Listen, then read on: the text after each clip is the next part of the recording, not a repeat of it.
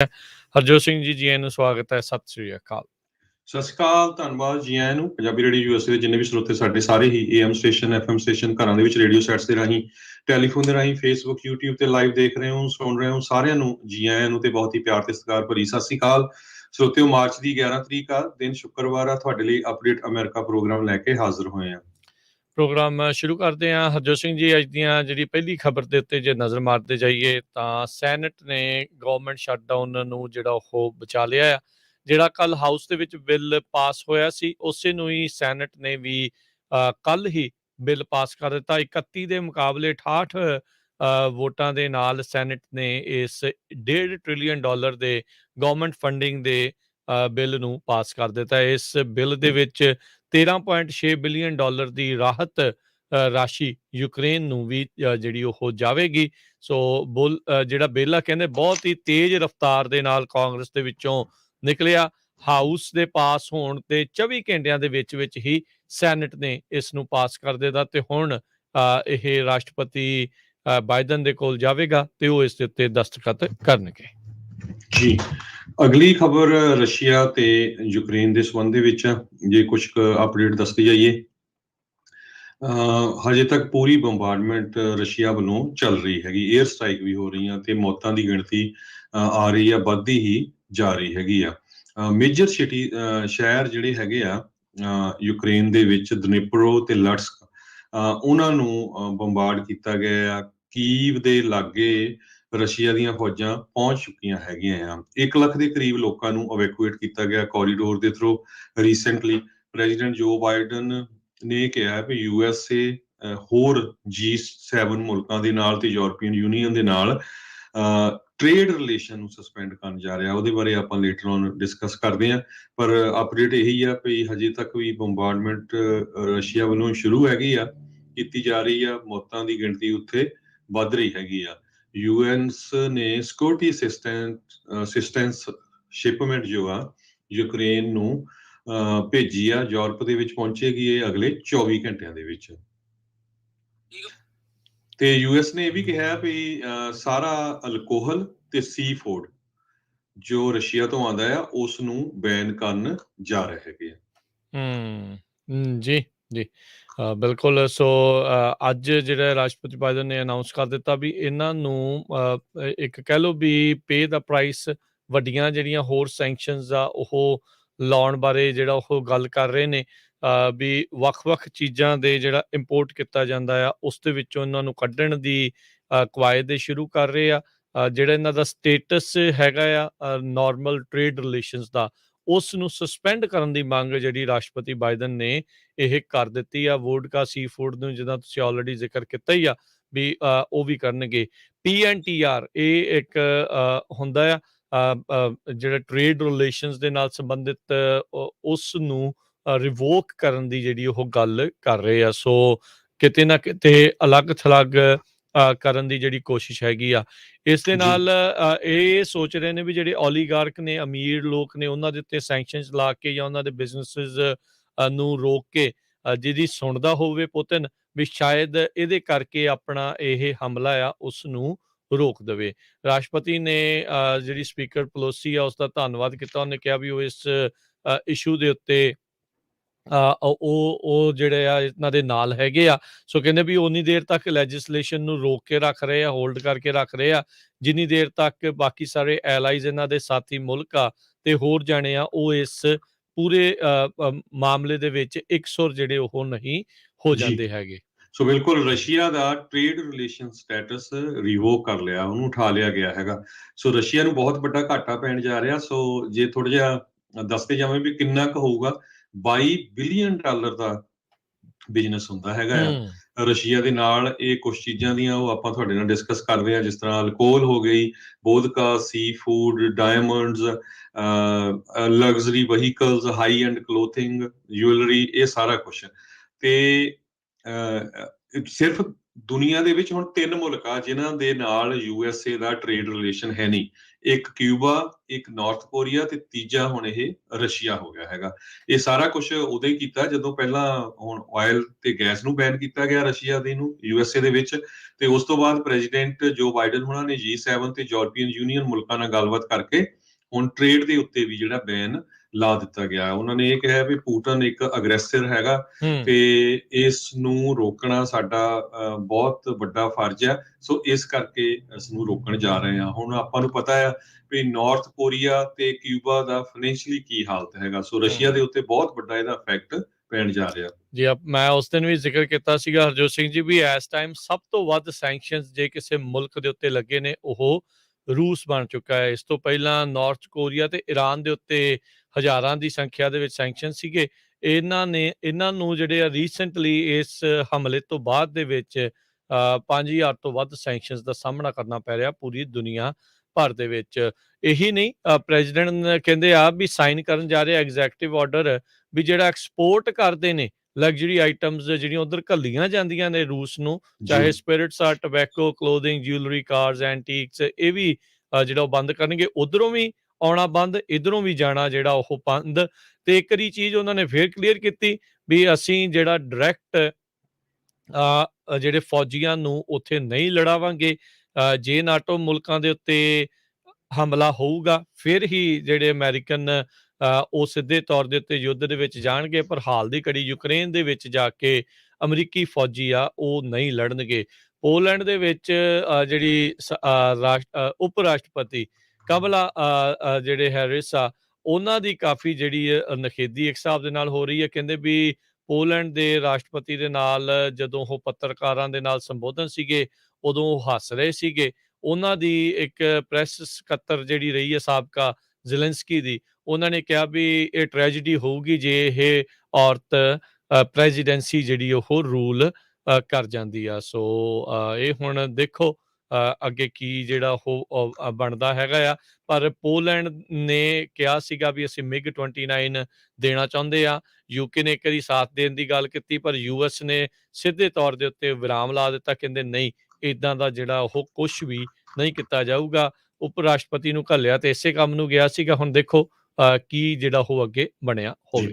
Russia ਨੇ criminal investigation ਸ਼ੁਰੂ ਕਰ ਦਿੱਤੀ ਹੈ ਮੈਟਾ ਕੰਪਨੀ ਦੇ ਅਗੇਂਸਟ, ਜੋ ਕਿ ਫੇਸਬੁੱਕ ਦੀ ਮੇਨ ਕੰਪਨੀ, ਪੇਰੈਂਟ ਕੰਪਨੀ ਹੈਗੀ ਆ, ਕਿਉਂਕਿ ਕਹਿੰਦੇ ਵੀ ਫੇਸਬੁੱਕ ਦੇ ਉੱਤੇ ਡੈਥ ਟੂ ਰਸ਼ੀਅਨ ਇਨਵੇਡਰਸ ਇਹ ਅਲਾਉ ਕਰ ਦਿੱਤਾ ਗਿਆ। ਪਹਿਲਾਂ ਸਾਰਾ ਕੁਝ ਬੰਦ ਸੀ, ਪਰ ਫੇਸਬੁੱਕ ਨੇ ਇਹ ਕਿਹਾ ਵੀ ਲੋਕਾਂ ਦਾ ਕੁਛ ਪੋਲੀਟੀਕਲ ਸਪੀਚ ਜੋ ਹੈਗਾ ਆ ਉਸ ਨੂੰ ਟੈਂਪਰੇਰੀਲੀ ਆਪਾਂ ਈਜ਼ ਕਰਨ ਜਾ ਰਹੇ ਹੈਗੇ ਆ।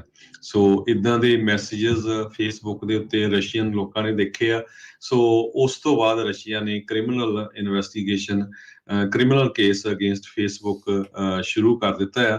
ਇਹਦੇ ਕੀ ਕੌਨਸੀਕੁਐਂਸਿਸ ਹੋਣਗੇ ਇਹ ਤਾਂ ਆਉਣ ਵਾਲੇ ਸਮੇਂ ਦੇ ਵਿੱਚ ਹੀ ਪਤਾ ਲੱਗੂਗਾ। ਪਰ USA ਦੀ ਸਭ ਤੋਂ ਵੱਡੀ ਟੈਕ ਜਾਇੰਟ ਨੂੰ ਉਹਨਾਂ ਨੇ ਐਕਸਟ੍ਰੀਮਿਸਟ ਆਰਗੇਨਾਈਜੇਸ਼ਨ ਕਰਾਰ ਕਰ ਦਿੱਤਾ ਹੈਗਾ। ਜੀ, ਉਧਰ UK ਨੇ ਉੱਥੇ ਦਾ ਕਾਫੀ ਮਸ਼ਹੂਰ ਫੁੱਟਬਾਲ ਕਲੱਬ ਹੈਗਾ ਚੈਲਸੀ ਫੁੱਟਬਾਲ ਕਲੱਬ, ਉਸ ਦਾ ਜਿਹੜਾ ਓਨਰ ਰੋਮਨ ਅਬਰਾਮੋਵਿਚ ਉਹ ਵੀ ਰਸ਼ੀਅਨ ਹੈਗਾ ਆ। ਉਸ ਨੂੰ ਸੈਂਕਸ਼ਨ ਜਿਹੜੀਆਂ ਉਸ ਨੂੰ ਲਾ ਦਿੱਤੀਆਂ, ਉਹ ਲਿਸਟ ਦੇ ਵਿੱਚ ਨਾਮ ਐਡ ਕਰ ਦਿੱਤਾ ਆ। ਹੁਣ ਉੱਥੇ ਦਾ ਇਹ ਜਿਹੜਾ ਫੁੱਟਬਾਲ ਕਲੱਬ ਕਿੰਨੀ ਕੁ ਤਰੀਕੇ ਦੇ ਨਾਲ ਚੱਲ ਸਕੇਗਾ ਕਿ ਨਹੀਂ, ਇਹ ਇੱਕ ਵੱਡੀ ਜਿਹੜੀ ਗੱਲ ਆ। ਸੈਂਕਸ਼ਨਸ ਲੱਗਣ ਤੋਂ ਪਹਿਲਾਂ ਚੈਲਸੀ ਦੇ ਫੁੱਟਬਾਲ ਕਲੱਬ ਦੇ ਓਨਰ ਨੇ ਕੋਸ਼ਿਸ਼ ਕੀਤੀ ਸੀ ਵੀ ਉਹ ਆਪਣੇ ਇਸ ਕਲੱਬ ਨੂੰ, ਫੁੱਟਬਾਲ ਕਲੱਬ ਨੂੰ ਜਿਹੜਾ ਉਹ ਵੇਚ ਦੇਵੇ, ਪਰ ਉਹ ਪ੍ਰਕਿਰਿਆ ਜਿਹੜੀ ਉਹ ਪੂਰੀ ਨਹੀਂ ਹੋ ਸਕੀ ਸੀਗੀ।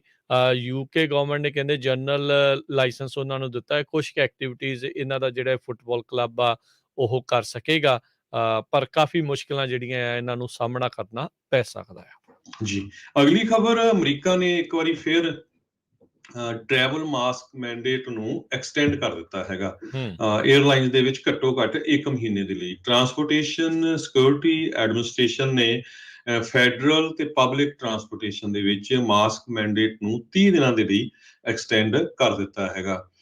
ਇਹ guidance US centre for disease control ਤੇ ਪ੍ਰੀਵੈਂਸ਼ਨ ਵੱਲੋਂ ਆਈਆਂ ਹੈਗੀਆਂ।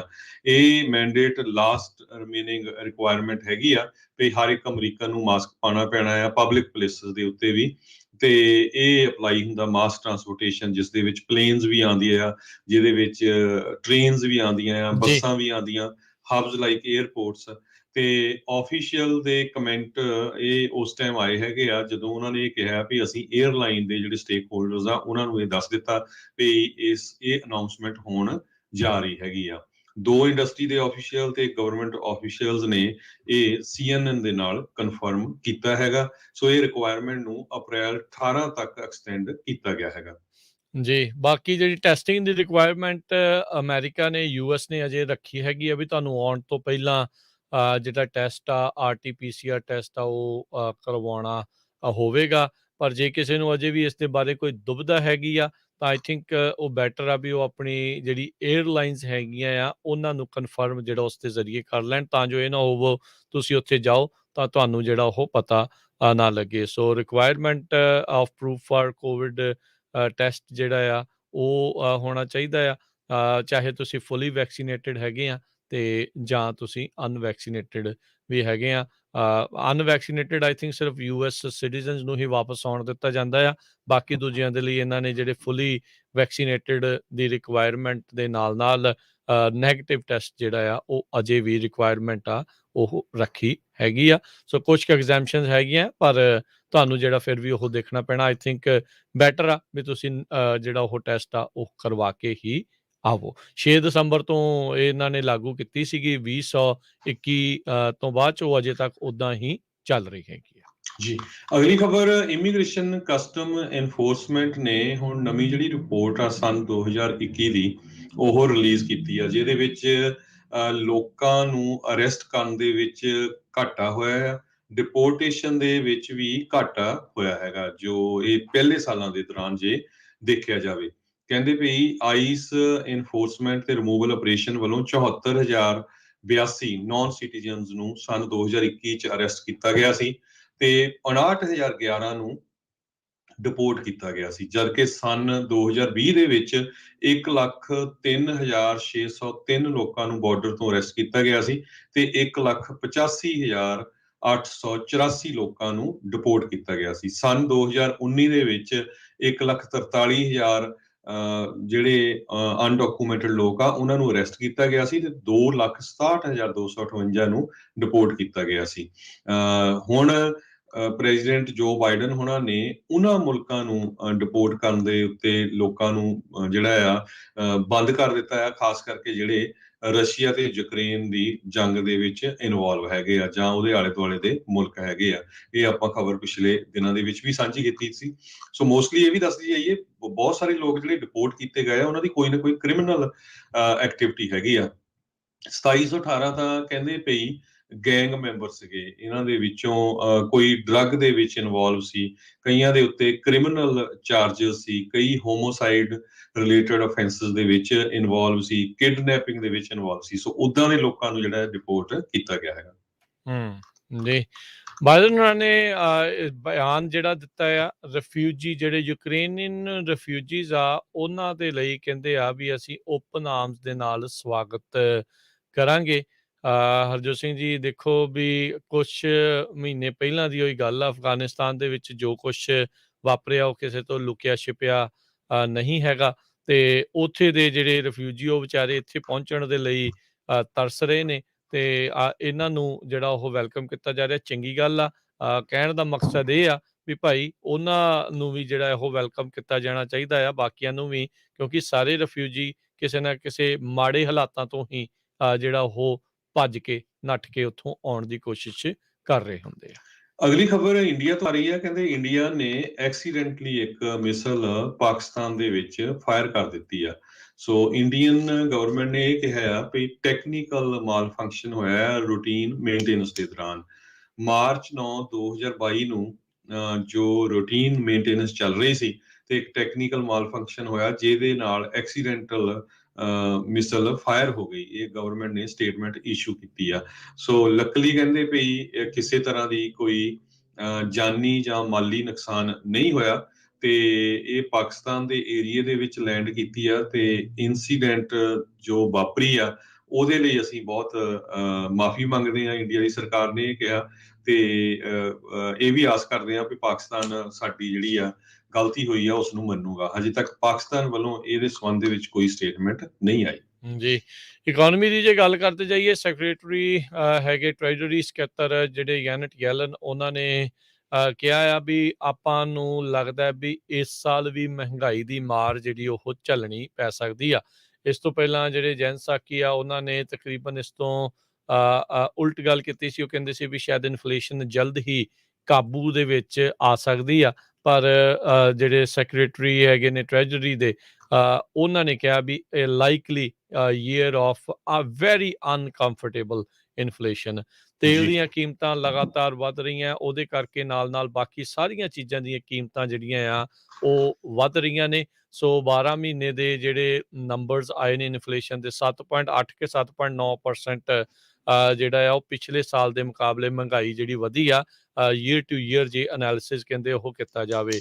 ਸੋ ਐਵਰੀਥਿੰਗ ਇਜ਼ ਗੈਟਿੰਗ ਐਕਸਪੈਂਸਿਵ। ਲੋਕਾਂ ਨੂੰ ਬਹੁਤ ਜ਼ਿਆਦਾ ਸੇਕ ਆ ਇਸ ਚੀਜ਼ ਦੇ ਉੱਤੇ ਲੱਗ ਰਿਹਾ ਹੈਗਾ। ਐਵਰੇਜ ਗੈਸ ਪ੍ਰਾਈਸ US ਦੇ ਵਿੱਚ ਜਿਹੜੀ ਉਹ ਛਾਲਾਂ ਮਾਰਦੀ ਉੱਡਦੀ ਹੋਈ ਜਾ ਰਹੀ ਹੈ। ਲੋਕਾਂ ਦੇ ਬੇਕਾਬੂ ਜਿਹੜੀ ਉਹ ਹੋ ਰਹੀ ਹੈਗੀ ਆ। ਆਈ ਡੋਂਟ ਨੋ ਅੱਗੇ ਕੀ ਬਣੂਗਾ। OPEC ਨੂੰ ਕਾਲ ਕਰਦੇ ਆ ਰਾਸ਼ਟਰਪਤੀ, ਉਹ ਫੋਨ ਨਹੀਂ ਚੱਕਦੇ।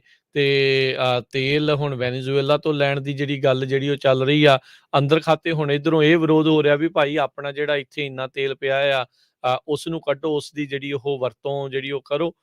ਪਰ ਹਾਲ ਦੀ ਘੜੀ ਇਹ ਸਾਰੀਆਂ ਚੀਜ਼ਾਂ ਦੇ ਉੱਤੇ ਚੁੱਪੀ ਜੀ ਜਿਹੜੀ ਆ ਉਹ ਲੋਕਾਂ ਨੂੰ ਬਹੁਤ ਜ਼ਿਆਦਾ ਸਤਾ ਰਹੀ ਆ। ਜੀ, ਸੋ ਬਿਲਕੁਲ ਇਨਫਲੇਸ਼ਨ ਕਹਿੰਦੇ 9% ਤੱਕ ਪਹੁੰਚ ਜਾਊਗੀ ਬਹੁਤ ਜਲਦੀ। ਤੇ ਗੈਸ ਦੀਆਂ ਪ੍ਰਾਈਸਸ ਨੂੰ ਲੈ ਕੇ ਲੋਕ ਜਦੋਂ ਪੰਪ ਤੇ ਖੜਦੇ ਆ ਉਹ ਸੋਚਦੇ ਵੀ ਬਿਲਕੁਲ ਸਹੀ ਲੱਗਦਾ ਹੈ। ਤੇ ਰੀਟੇਲਰਸ ਦੇ ਉੱਤੇ ਵੀ ਇਹਦਾ ਬਹੁਤ ਜ਼ਿਆਦਾ ਅਸਰ ਹੋਣ ਜਾ ਰਿਹਾ। ਤੇ ਅੱਜ ਇੱਕ ਮੈਂ UC ਬਰਕਲੇ ਦੇ ਪ੍ਰੋਫੈਸਰ ਇਕੋਨਮੀ ਦੇ ਸੀ, ਮੈਨੂੰ ਨਾਮ ਭੁੱਲ ਗਿਆ, ਉਹ ਦੱਸ ਰਹੇ ਸੀ ਵੀ ਜੋ ਲੱਛਣ ਚੱਲ ਰਹੇ ਆ ਇਹ ਹੋ ਸਕਦਾ ਗੈਸ $7 ਤੱਕ ਪਹੁੰਚ ਜਾਏ ਨਵੰਬਰ ਮਹੀਨੇ ਤੱਕ। ਕਹਿੰਦੇ ਹੋ ਸਕਦਾ ਇਹ ਤੋਂ ਉੱਪਰ ਵੀ ਪਹੁੰਚ ਜਾਏ। ਤੇ ਜੇ ਨਵੰਬਰ ਮਹੀਨੇ ਤੱਕ ਗੈਸ ਇੱਦਾਂ ਜਾਂਦੀ ਆ ਤੇ ਡੈਮੋਕ੍ਰੇਟ ਪਾਰਟੀ ਨੂੰ ਬਹੁਤ ਜ਼ਿਆਦਾ ਇਹਦਾ ਜਿਹੜਾ ਝਟਕਾ ਲੱਗੂਗਾ, ਕਿਉਂਕਿ ਉਹ ਕਾਂਗਰਸ ਤੇ ਸੈਨੇਟ ਦੇ ਵਿੱਚ ਬਹੁਤ ਸੀਟਾਂ ਲੂਜ਼ ਕਰੂਗੀ। ਤੇ ਉਹ ਈਵਨ ਦੋ ਉਹਨਾਂ ਨੇ ਇਹ ਵੀ ਕਿਹਾ ਵੀ ਜੇ ਰਸ਼ੀਆ ਅੱਜ ਕਹਿ ਦਿੰਦਾ ਵੀ ਚਲੋ ਠੀਕ ਆ, ਜਿੰਨਾ ਕੁ ਅਸੀਂ ਧੱਕਾ ਕਰਨਾ ਸੀ ਯੂਕਰੇਨ ਨਾਲ ਕਰ ਲਿਆ, ਹੁਣ ਅਸੀਂ ਵਾਪਸ ਮੁੜਦੇ ਆ, ਫਿਰ ਵੀ ਕਹਿੰਦੇ ਵੀ ਫੇਰ ਫੈਡ ਨੂੰ ਇੰਟਰਸਟ ਰੇਟ ਨੋ ਮੈਟਰ ਵਟ ਉਹਨਾਂ ਨੂੰ ਇੰਟਰਸਟ ਰੇਟ ਇਨਕਰੀਜ਼ ਕਰਨਾ ਪੈਣਾ ਹੈ। ਤੇ ਆਹ ਪੂਰਾ ਸਾਲ ਜਿਹੜੀ ਆ ਮਹਿੰਗਾਈ ਬਹੁਤ ਜ਼ਿਆਦਾ ਹੋਣੀ ਆ। ਸੋ ਜਿਹੜੇ ਵੀ ਲੋਕ ਆ, ਜੇ ਕੋਈ ਤੁਹਾਨੂੰ ਬਹੁਤ ਹੀ ਜ਼ਿਆਦਾ ਜ਼ਰੂਰਤ ਆ ਸਮਾਨ ਖਰੀਦਣ ਦੀ ਉਹੀ ਖਰੀਦੋ, ਨਹੀਂ ਤਾਂ ਆਪਾਂ ਦੇਖਦੇ ਆ ਵੀ ਕਿੱਦਾਂ ਪ੍ਰਾਈਸਿਸ ਚੜ ਰਹੀਆਂ।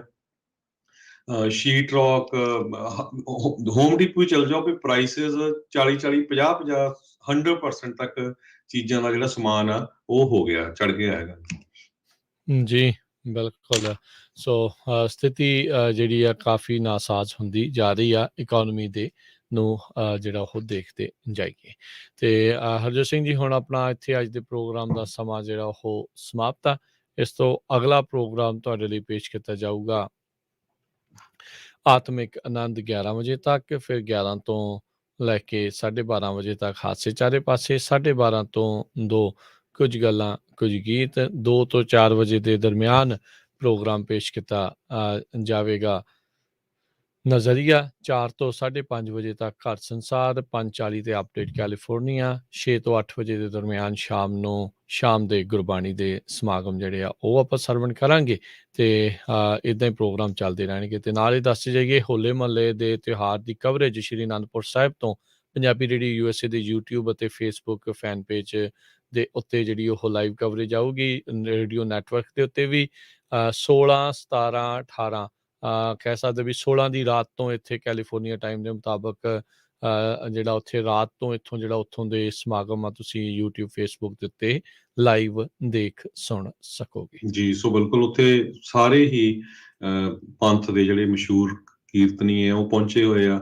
ਇਸੇ ਤਰ੍ਹਾਂ ਨਿਹੰਗ ਸਿੰਘਾਂ ਦੀਆਂ ਜਿਹੜੀਆਂ ਗੇਮਸ ਆ, ਘੋੜ ਸਵਾਰੀਆਂ ਦੀਆਂ, ਉਹ ਵੀ ਦਿਖਾਈਆਂ ਜਾਊਗੀਆਂ। ਸੋ ਕਿਉਂਕਿ ਆਪਣੇ ਰਾਤ ਹੋਣੀ ਆ, ਉੱਥੇ ਦਿਨ ਹੋਣੀ ਆ। ਸੋ ਸ਼ਾਮ ਨੂੰ ਰਾਤ ਨੂੰ 8 ਵਜੇ ਪ੍ਰੋਗਰਾਮ ਸ਼ੁਰੂ ਹੋ ਗਏ 3 ਦਿਨ।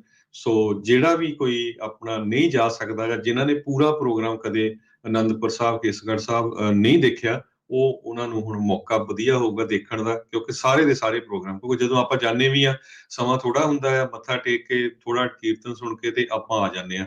ਕੀ ਕੁਛ ਹੁੰਦਾ, ਜਾਂ ਜਦੋਂ ਇੰਨਾ ਵੱਡਾ ਪ੍ਰੋਗਰਾਮ ਹੁੰਦਾ ਉੱਥੇ ਸੰਗਤਾਂ ਬਹੁਤ ਹੁੰਦੀਆਂ ਹੈਗੀਆਂ ਤੇ ਸਮਾਂ ਨਹੀਂ ਹੁੰਦਾ ਵੀ ਕਿਹੜਾ ਕਿਹੜਾ ਪ੍ਰੋਗਰਾਮ ਦੇਖਿਆ ਜਾਵੇ।